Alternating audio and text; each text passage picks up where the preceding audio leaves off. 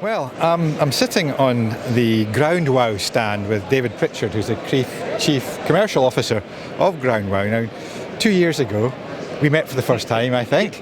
It was the public launch of the company. Yep. And, well, there hadn't been many 2-year periods which have been as difficult or strange as the last two, but talk about then to now. Yeah, interesting. No, good to see you back, Scott, and good to be back. We were at an event probably 3 or 4 weeks ago, and I got a sense there that just everybody was happy to be back together, and I've got the same sense here yesterday. We weren't quite sure how quickly people were going to come back through the door, but it was fabulous. 8:30 in here yesterday morning was really busy. But yeah, you're right. Listen, it's been an interesting 2 years. We were talking off camera just before, and I think it's fair to say that for us at least, we've probably developed, I would say, more through the last 2 years than maybe we ordinarily might have done if we'd have been out doing other things. The development time that we've been able to invest through this last 2 years wouldn't have been available to us, and so actually I'd say that we're further on now in our rollout than maybe than we otherwise would have been. But listen, this place means a lot to us, really. Taking the lid off publicly, because you've been on this journey, it feels like you've been on this journey with us. You've told our story and you've been very supportive. But we're now 6 years into this, and so the public reveal was obviously very was key to us. And then there were 4 years prior to that, and that story, everybody knows, the start in Tony's loft, and then the storage unit, and then, the purpose-built robotic production line that we have now, 10,000 square foot facility. And it's hard to know, we have huge ambitions. We've put a lot of plans down, or we're putting a lot of plans down. So, for example, in the weeks ahead, you'll hear the announcement of our first arrangements in football. And I'll talk about football in just a second. And what we're also about to do, we've identified now the people that we believe are probably going to be our partners in key territories. So the likelihood is that within the next several months, we'll either have a footprint or we'll have designated partnerships with people on 4 different continents. So that's kind of the scale of our ambition. We're extremely fortunate that we're well backed. And I think, listen, people are interested in what we're doing. That bit hasn't changed. I think one of the things that we did through pandemic, we actually, like everybody else, we got involved in remote calls and Zoom and all that good stuff. And so the people that ordinarily that we might have traveled to were able to join us on a Zoom call, and you're going to come and see us there one day, I hope. But what you can actually do, you need to come and do it. So I think where we're based, we have a mezzanine floor, and there's a real magical something that happens there. So people are, they're on a Zoom call, they come and visit us in person, and they look down and they see their logo being created on our test bed, and it has a magical power. And we have very eminent folks, roll through our building, and for some reason they really identify and engage and get a kick out of what they see, when they come and see us. So Zoom has been definitely a feature of the last couple of years. I think the other thing as well is that, and probably something we didn't see coming, I'd say football has emerged as being probably more interested than we would have imagined. And we got an initial sense of that, I suppose, when we were here, so October 19, we saw the first signs of that. But it was interesting to us, I think through the pandemic, either people were home-based and considering whether it was their revenue streams, thinking, okay, how can I look at technology? What sort of technology exists that may enable me to, do things that I don't do at the moment? And we'd seen, or inspiration, if you like, was more from areas like cricket and rugby, and you've seen it in Aussie rules and like in New Zealand and Australia. So the football thing took us a little bit by surprise. But if we think back to, I think it was June 20th for Project Restart, when the Premier League came back, it was actually one of the Manchester teams that activated the entire touchline. And it was interesting that when that happened, and kind of logical, I suppose, that generated a whole raft of inquiries from other Premier League teams, because they're like, okay, these people are doing something on this prime real estate.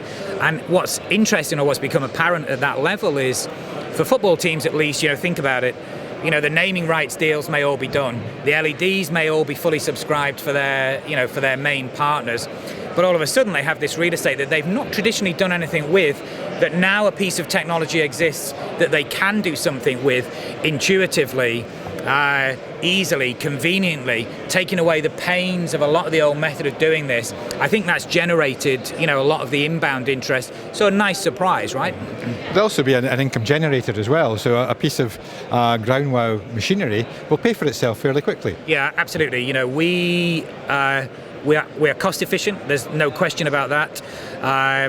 And how we approach that, we have an ROI tool which we are happy to share with people that we're engaged in client discussions with, and they can literally key in the value, or what they think is the value of available spaces around their pitch, and understand quite quickly from what the ROI is going to be. And the reality is that you're even part way active in ground printing, and you've got a real proactive commercial team behind it, the technology that can pay for itself really easily and really quickly. There'll be a diversity of approach to that, of course. I think, I suppose at the top levels, what the pitch perimeter may be is a way for clubs to give added value back to their brand partners, and we saw that as well through the pandemic.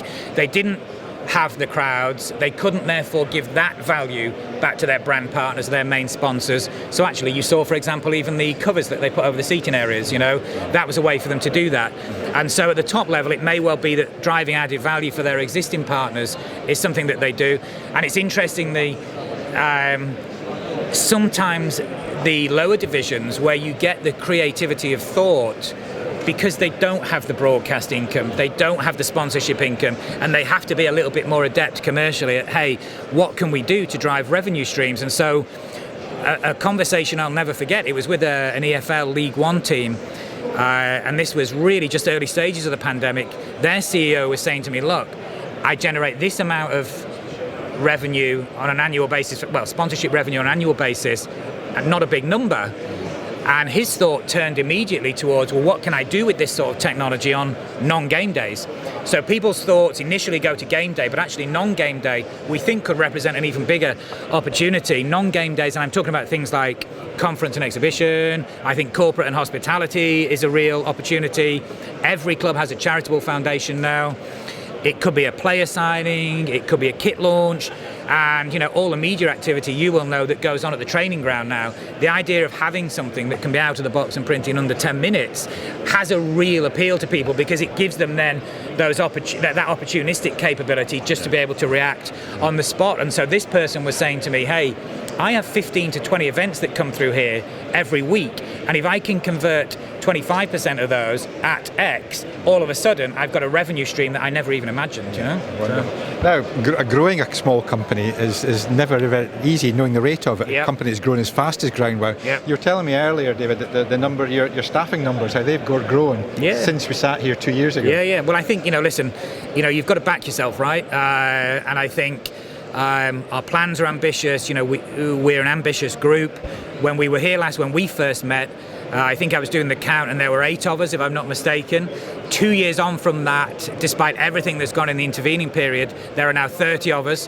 I would expect that when we meet again in 12 months' time, there could well be 60 of us, but that's all part of our willingness, our determination, our intent to back up our plans as we roll out. So, for example, as I was saying, we will have a footprint on 4 different continents, and as part of initial rollout with a technology product, we will overinvest in how we support that.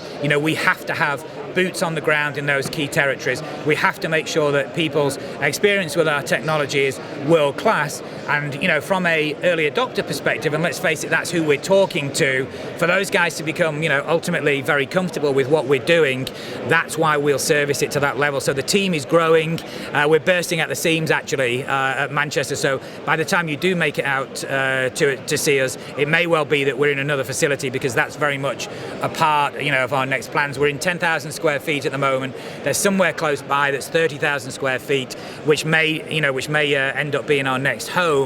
But if I know Mr. Rhodes, he'll find a way to fill it with people and things, right? So yeah. Well, it's been great to watch the company over the last 2 years, and it's been inspirational to see the work that's gone on for something that's so brand new. Yep. So next 12 months will be equally interesting, and I look forward to coming to see you in the flesh and seeing how Tony's doing. Yeah, no, that's really kind, Scott. Great to speak to you, and thanks for supporting us along the way. It really means a lot to us. Thank you. Thank you.